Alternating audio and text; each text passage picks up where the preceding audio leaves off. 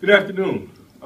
We're excited about our next opportunity in Jacksonville, taking a very similar approach to this game that we took to the Hall of Fame game in terms of preparation, in terms of menu, in terms of the things that we're asking the guys to do. This is going to be an awesome opportunity. You know, some of the things that we'll be talking about with our guys in preparation are no longer hypothetical things. They've been in the stadium, they've played, we've evaluated it. Hopefully we've made necessary adjustments, and we get to see their ability to make those adjustments and move forward and continue this growth process that is the preseason. Particularly for a number of the young guys, it's going to be interesting to see how they respond to some of the corrections made, some of the attention to detail things that were pointed out based on our last performance, which was a -1 in some instances, but that can be part of this process. I'm excited to see how many of those guys respond to it. In terms of how we're going to play, our intentions at this point is all healthy men are going to play in the football game. I don't think I'm going to have to tell the new guy. I think that skill set is unique to Sean. But, you know, hindsight's always 20/20. There's been several instances over the last few years where we've appreciated his willingness to mix it up and be a football player. I think that's one of the reasons why he's so highly respected within this group. You know, injuries are a part of the game. It's unfortunate, you know, but we're not going to dwell on it or you know, spend a lot of time. We acknowledge that this is much a part of the game is blocking and tackling, and hopefully we wish him a speedy recovery. In the meanwhile, we're going to get behind Garrett and support him and march on. Mike, I believe that Duran Grant didn't play from scrimmage the other night. Where is he? Is he a little behind? Where's his progress? No, he's not behind at all.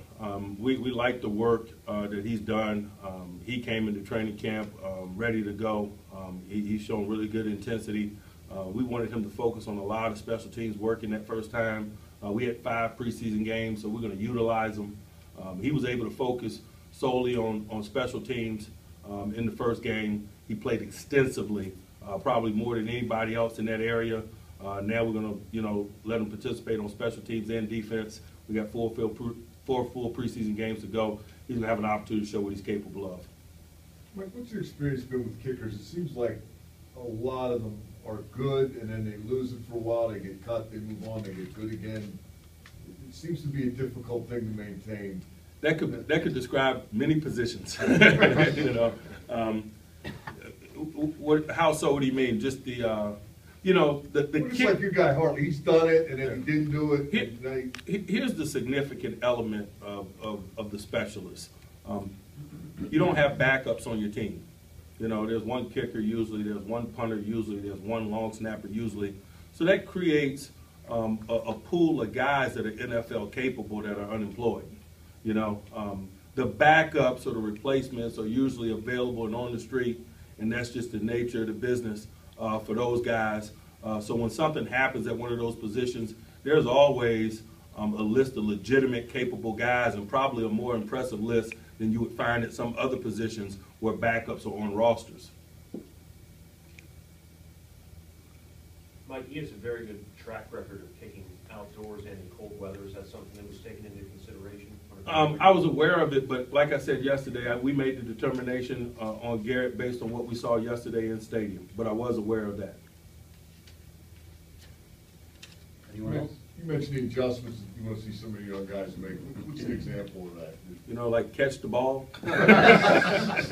You know, base football things. Some of the things that, you know, young guys freeze up sometimes. You know, and that's part of the process. I was talking to some of the young guys the other day, and I meant it. I would have liked to show them a cut-up of Lawrence Timmons' Hall of Fame game from 2007. It was pretty ugly. And it provides a little window, a ray of light, if you will, for those who are mentally weak enough to need it. You know, it's just how it goes. You got to start somewhere. Some starts are better than others. Regardless of how you start, it's not going to define you. And I just use Lawrence as an example of that. Mike, I would imagine Jesse James kind of falls into that category. You want to see how he responds after dropping. Certainly. Yes.